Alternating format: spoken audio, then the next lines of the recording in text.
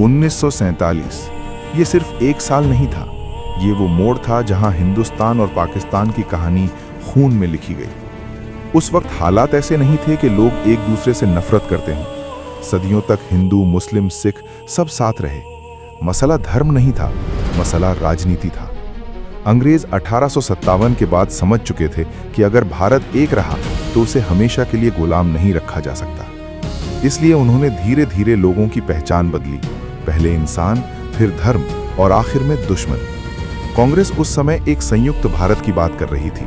नेहरू, पटेल और गांधी मानते थे कि हिंदू मुस्लिम साथ रह सकते हैं, लेकिन कांग्रेस की सबसे बड़ी गलती थी जमीन से कट जाना। उन्हें गांवों में फैल रहे डर और अफवाहों की गंभीरता समझ नहीं आई। दूसरी तरफ मुस्लिम लीग थी, मोहम्मद अली जिन्ना। शुरुआत में वो भी एक संयुक्त भारत चाहते थे, लेकिन समय के साथ उन्हें लगने लगा कि मुसलमानों को सत्ता में बराबरी नहीं मिलेगी। यहीं से मांग उठी अलग देश की। अंग्रेजों ने इस मांग को हवा दी, क्योंकि उन्हें एक टूटा हुआ भारत चाहिए था, ताकि जाते जाते भी वो यहाँ आग छोड़ जाएं। 1946 में डायरेक्ट एक्शन डे हुआ। कलकत्ता में दंगे भड़क उठे, हजारों लोग मारे गए। ये एक चेतावनी थी, लेकिन किसी ने नहीं सुनी। गांधी जी आखिरी वक्त तक विभाजन के खिलाफ थे। उन्होंने कहा था, मेरी लाश पर होगा बंटवारा, लेकिन हालात उनके हाथ से निकल चुके थे।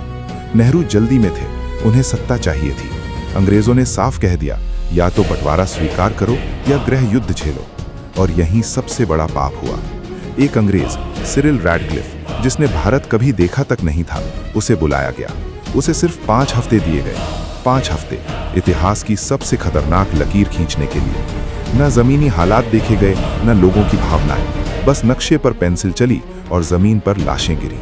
पंजाब, बंगाल, सिंध, सबसे ज्यादा खून यहीं बहा। लगभग 15 लाख लोग मारे गए। करीब 15 करोड़ लोग बेघर हुए। हजारों औरतें अगवा हुईं, बच्चे अनाथ हो गए। ट्रेनें चलती थीं, एक देश से दूसरे देश, लेकिन पहुंचती थीं तो लाशों से भरी। ये किसी एक धर्म की हिंसा नहीं थी। हिंदुओं ने भी मारा, मुसलमानों ने भी, सिखों ने भी। लेकिन सच्चाई ये है, मारने वाले आम लोग नहीं थे, उन्हें उकसाया गया था। अंग्रेजों की जल्दबाजी, नेताओं की सत्ता की भूख और जनता की कीमत। आज भी सवाल उठता है, क्या बंटवारा टल सकता था? शायद हाँ, अगर सत्ता से ऊपर इंसानियत रखी जाती। भारत को नुकसान हुआ जमीन, जान और भरोसे का। पाकिस्तान को नुकसान हुआ अस्थिरता, डर और लगातार संघर्ष का। और सबसे बड़ा नुकसान हुआ इंसानियत का। आज सरहदें खड़ी हैं, लेकिन जख्म अभी भी खुले हैं, क्योंकि जब इतिहास में सच को दबा दिया जाता है तो दर्द पीढ़ियों तक चलता है। ये कहानी नफरत फैलाने के लिए नहीं है, ये कहानी चेतावनी है, ताकि अगली बार जब कोई धर्म के नाम पर सत्ता मांगे तो जनता सवाल करे, क्योंकि देश टूटते हैं लकीर से नहीं, खामोशी से। और आखिर में बस इतना ही, अगर ये कहानी आपको अंदर तक छू गई हो, अगर आपको लगा हो कि इतिहास सिर्फ पढ़ने की चीज नहीं, समझने की जरूरत है, तो इस चैनल को सब्सक्राइब कीजिए, क्योंकि यहाँ हम वो सच बताते हैं जो अक्सर खामोश कर दिया जाता है।